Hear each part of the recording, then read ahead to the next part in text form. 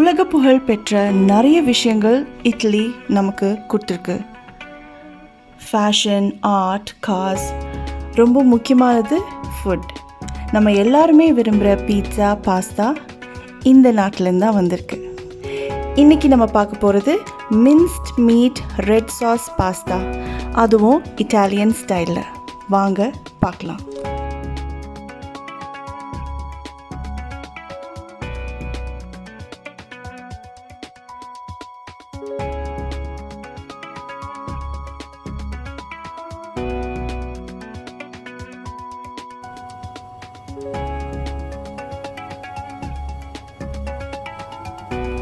சூடான பேனில் 1 table spoon olive oil சேர்த்துக்கோங்க. 6-7 பூண்டு இந்த மாதிரி வெட்டி சேர்த்துக்கோங்க. லேசாக சாட்டே பண்ணுங்க. பூண்டு லேசாக வதக்கினா போதும், கலர் மாறக்கூடாது. இப்போ 300 கிராம் மின்ஸ்ட் மீட் ஆட் பண்ணணும். நீங்கள் மட்டன் இல்லை பீஃப் சேர்த்துக்கலாம்.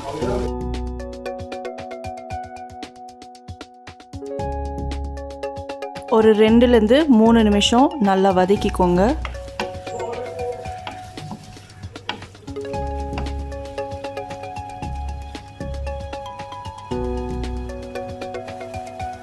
ஒரு டீஸ்பூன் பெப்பர் பவுடர் சேர்த்துக்கோங்க.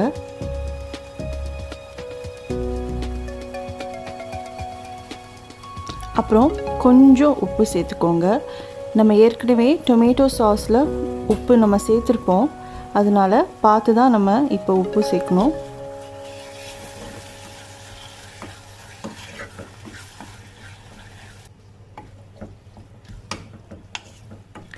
ரெண்டுலேருந்து 3 நிமிஷம் நல்லா வதக்கிட்டு மூடி வச்சுடுங்க.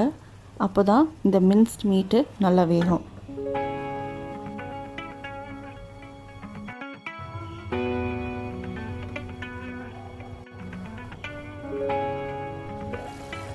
மின்ஸ்ட் மீட் நல்லா வெந்துருச்சு. இப்போ நம்ம இருக்கிற எண்ணெயில் கொஞ்சம் நல்லா ஃப்ரை ஆகிற மாதிரி நல்லா மிக்ஸ் பண்ணி சாட்டே பண்ணோம்.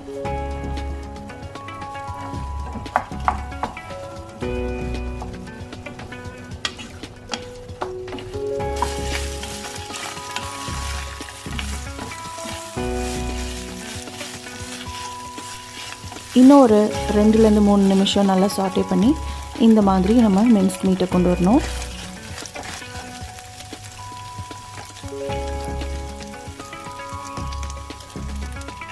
இப்போ பாஸ்தா டொமேட்டோ சாஸை ஆட் பண்ணிடலாம். இந்த பாஸ்தா சாஸ் எப்படி செய்யணுன்னு டிஸ்கிரிப்ஷன் பாக்ஸில் நான் லிங்க் அட்டாச் பண்ணியிருக்கேன், அதை நீங்கள் பார்க்கலாம்.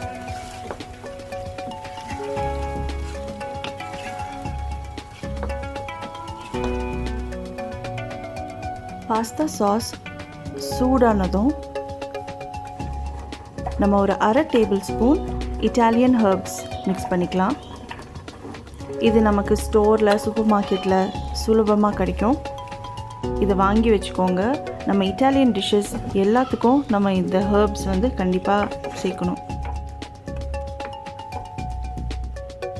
இப்போ இந்த சாஸில் உப்பு கரெக்டாக இருக்கான்னு செக் பண்ணிக்கோங்க. தேவைப்பட்டுச்சுன்னா சேர்த்துக்கலாம்.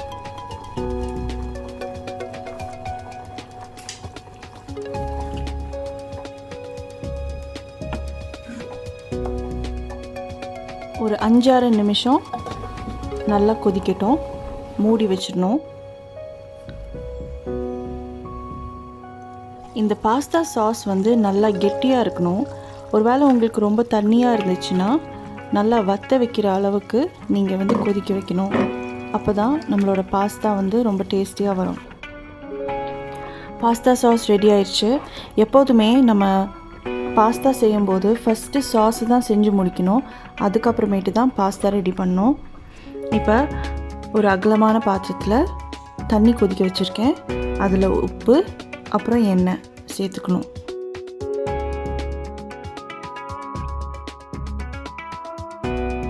நான் வந்து இன்றைக்கி ஏஞ்சல் ஹேர் ஸ்பெகெட்டி யூஸ் பண்ண போகிறேன். உங்களுக்கு பிடிச்ச மாதிரி மேக்ரோனி இல்லை நார்மல் சைஸ்ட் ஸ்பெகெட்டி கூட யூஸ் பண்ணிக்கலாம். தண்ணி நல்லா கொதிச்சதும் இதை சேர்த்துக்கோங்க. இது ரொம்ப மெலிசாக இருக்கனால சீக்கிரமாக வெந்துடும் இந்த ஏஞ்சல் ஹேர் ஸ்பெகெட்டி.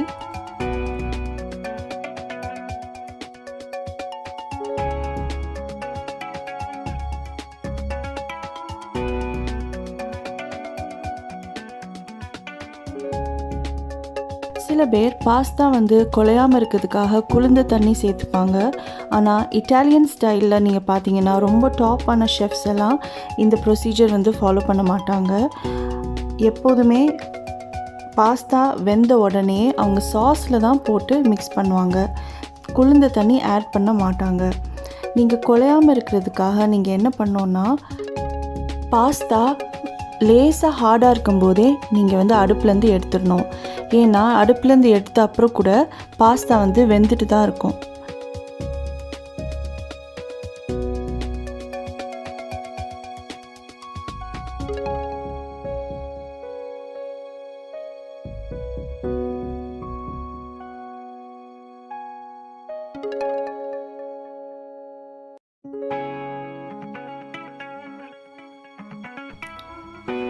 இந்த பாஸ்தாவை நம்ம 2 விதமாக நம்ம சர்வ் பண்ணலாம். ஒன்று சாஸையும் பாஸ்தாவையும் நல்லா மிக்ஸ் பண்ண அப்புறமேட்டு சர்வ் பண்ணலாம் பிளேட்டில்.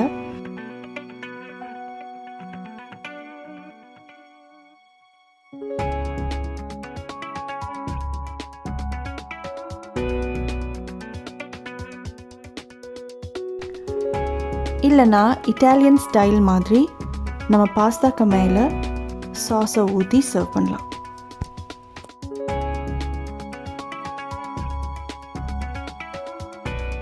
ரொம்பவே கம்மியான இன்க்ரீடியன்ட்ஸ் வச்சு இந்த ரெட் சாஸ் மின்ஸ்ட் மீட் பாஸ்தாவை வீட்டில் கண்டிப்பாக ட்ரை பண்ணுங்கள். இந்த வீடியோ உங்களுக்கு பிடிச்சிருந்துச்சுன்னா லைக் பண்ணுங்கள், காமெண்ட் பண்ணுங்கள், சப்ஸ்கிரைப் பண்ணுங்கள்.